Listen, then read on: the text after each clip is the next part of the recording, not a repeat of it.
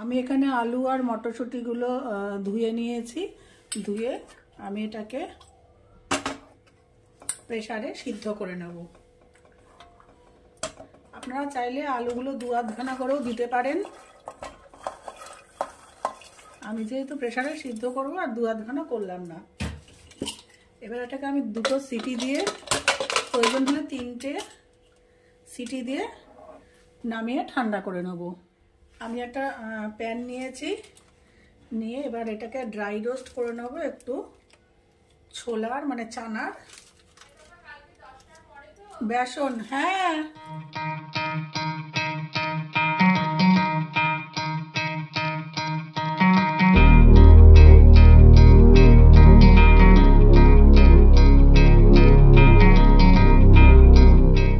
একটু dry roast করে নেব, করে ঠান্ডা করে রাখবো।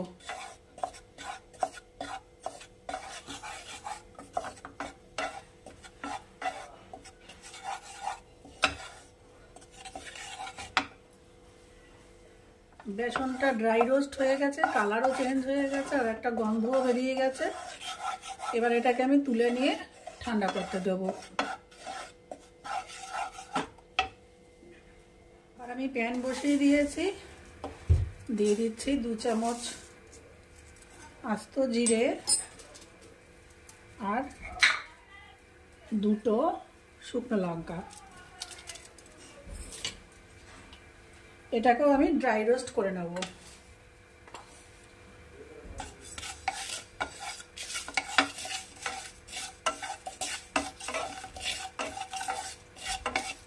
এটাকেও আমি ড্রাই রোস্ট করে ঠান্ডা করে গুঁড়ো করে নেব। আমি এরকম কিছু চীনাবাদাম নিয়ে নিয়েছি, মানে পিনাট। এই চীনাবাদামটাকে আমি এটাতে একটু জাস্ট গুঁড়ো করে নেবো। এটাকে তো আমরা খলনুড়ি বলি। জাস্ট একটু ক্রাশ করে নেব। আমি ক্রাশ করে নিয়েছি, একদম পুরো গুঁড়ো করে নিয়ে একটু দানা দানা মতন এটাকে গুঁড়িয়ে নিয়েছি। আমি যেই মটরশুঁটিগুলো সিদ্ধ করে নিয়েছি, এটাকে আমি এবারে একটুখানি ভেঙে ভেঙে রাখবো, বা একটুখানি আমি এটাকে মিক্সিতে দিয়েও একটুখানি জাস্ট একটু গুঁড়ো করে রাখবো। আমি কড়াইশুঁটিটাকে পেস্ট করে নিয়ে এসেছি। আমি কিন্তু পুরো পেস্ট করিনি, একটু দানা দানা রেখেছি, একটুখানি দিয়ে একবার মাত্র ঘুরিয়ে নিয়েছি। এটাকে আমি পরে ব্যবহার করব। এবারে নিয়ে নিয়েছি আমি পনির। এই পনিরটাকে আমি কুড়িয়ে নেব, জাস্ট একটু গ্রেট করে নেব। মিহি কুড়ানোর দরকার নেই, আপনারা একটু মোটা মোটা করেও কুড়াতে পারেন বা হাত দিয়ে একদম পেস্ট করে নিতে পারেন। একটু হাত দিয়ে একটুখানি পিষে পিষে নিতে পারেন। তবে আমি সাজেস্ট করব একটু কুড়িয়ে নেবার, একদম মিহি কুড়াবো না, একটু দানা দানা রেখে এটাকে আমি কুড়িয়ে নিয়ে ফিরে আসছি আপনাদের কাছে। পনিরটাকে কুড়িয়ে নিয়ে ফিরে এসছি। এবারে দিয়ে দেব পরিমাণ মতো স্বাদ অনুযায়ী একটু লবণ, দিয়ে দেব পরিমাণ মতো স্বাদ অনুযায়ী একটু চিনি,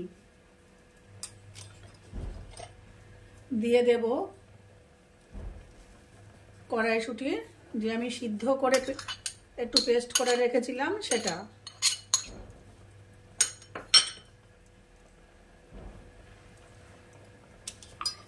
আচ্ছা দিয়ে দেব আমি যে পিনাট যে চীনাবাদাম গুঁড়ো করে রেখেছিলাম সেটা অ্যাড করে দিলাম। সেটা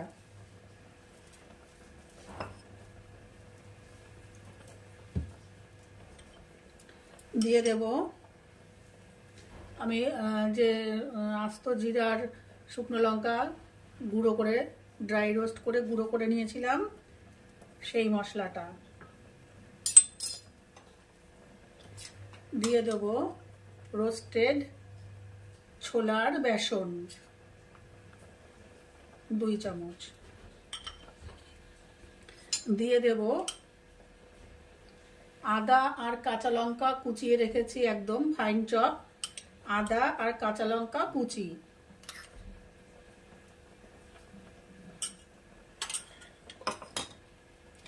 দিয়ে দেব এবারে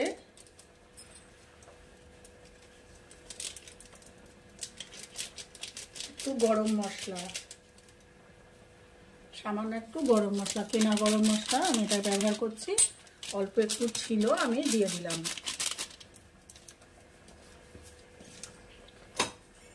এবারে দিয়ে দেব কুচানো ধনেপাতা, দিয়ে দিয়েছি সব উপাদান। এবারে আমি এটাকে খুব ভালো করে আলতো হাতে মেখে নেব, একটা ডো তৈরি করে নেব। আমি ডো তৈরি করে ফিরে আসছি আপনাদের কাছে। আমি ভালো করে সব একসাথে উপাদানগুলো মিশিয়ে নিয়ে এসেছি। আপনারা এই পর্যায়ে টেস্ট করে নেবেন যে আপনাদের লবণ ঝাল ঠিক আছে কিনা। চিনি যেটা যেরকম প্রয়োজন এই সময় আপনারা অ্যাড করে দেবেন, পরে অ্যাড করলে আর ভালো লাগবে না। এবারে আমি কি করব, আমার ইচ্ছা অনুযায়ী আমি এরকম বল করব, করে এটাকে আপনারা বড়ও করতে পারেন, ছোট করতে পারেন, আপনাদের সুবিধা অনুযায়ী। আপনারা এরকম ছোট ছোটও করতে পারেন বা আরেকটু বড় গোল কেটে আরেকটু বড়ও করতে পারেন।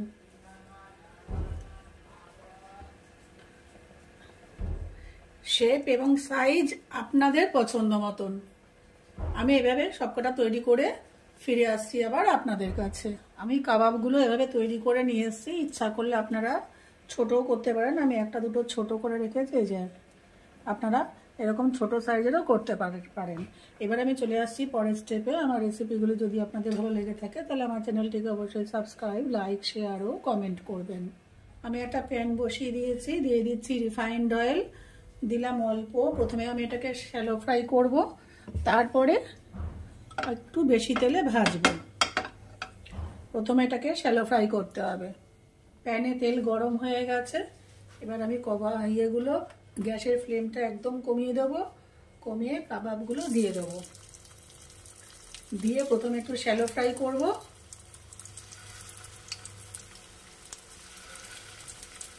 আগে শ্যালো ফ্রাই করে নেব, তারপরের স্টেপে আমি একটু পরে যাচ্ছি।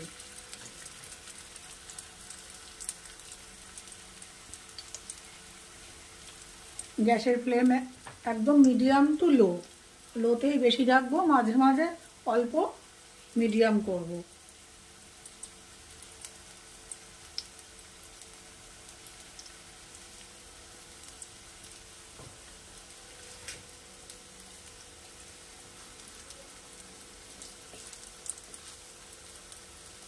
যেহেতু শ্যালো ফ্রাই, সেহেতু একটু তলায় লেগে যাওয়ার সম্ভাবনা থাকবে, সেই জন্য হালকা আছে এটাকে ভেজে নিতে হবে। প্রথমে একটা পিঠ একটু লালচে হয়েছে, আমি এই যেভাবে হালকা হাতে তুলে নিতে হবে।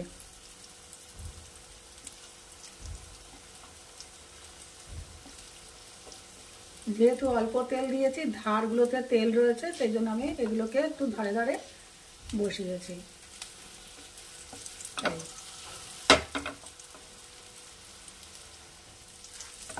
আমার এই পনির কাবাবগুলোকে শ্যালো ফ্রাই করা হয়ে গেছে। এরপর এগুলোকে নামিয়ে নেব।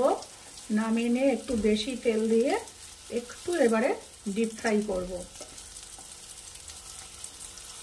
শ্যালো ফ্রাই করেও খেতে পারেন, অসুবিধা নেই।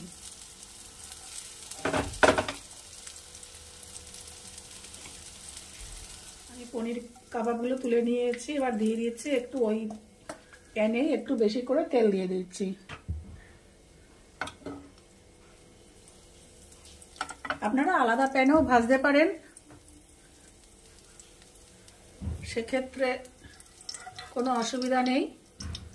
একটাই অসুবিধা, যদি বাড়ির সাহায্যকারিনী না আসে, অ্যাবসেন্ট থাকেন, তাহলে আপনাকে একটু বেশি এগুলো একটু মাঝামাঝি করতে হবে। যেই মাজুক, বেশি মাজতে গেলে কষ্ট হয় না।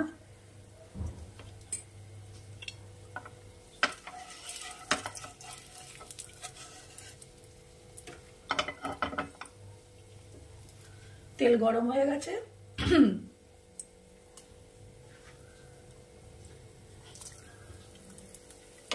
এবার এগুলোকে একটু বেশি তেলে ভেজে নেব।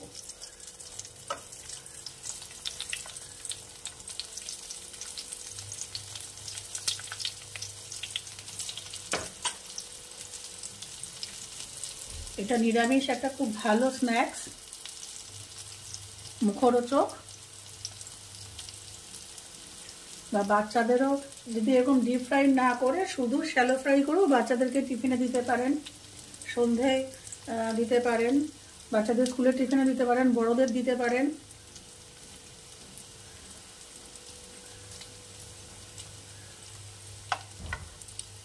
এই যে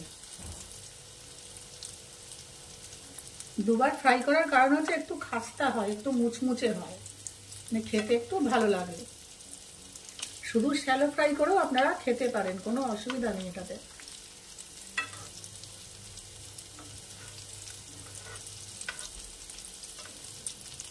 কেন এখানে যে আমি মটরশুঁটি দিয়েছি ওটা সেদ্ধ করা দিয়েছি, পনির অত বেশি সেদ্ধ করতে হয় না, পনির তো নরম এমনি না রান্না হয়ে যায়। আর যেসব উপাদান দিয়েছি সবই রোস্টেড, সুতরাং শ্যালো ফ্রাই করে খাওয়াই যায়, কোনো সমস্যা নেই। দুবার করে ফ্রাই করলে একটু ভালো লাগে খেতে, একটু ক্রিস্পি হয়, পুরোটাই স্বাদের জন্য। এবার তৈরি হয়ে গেছে, ওই পিঠটা তৈরি হয়ে গেলে নামিয়ে আমি প্লেটিং করে আপনাদের সামনে ফিরে আসছি।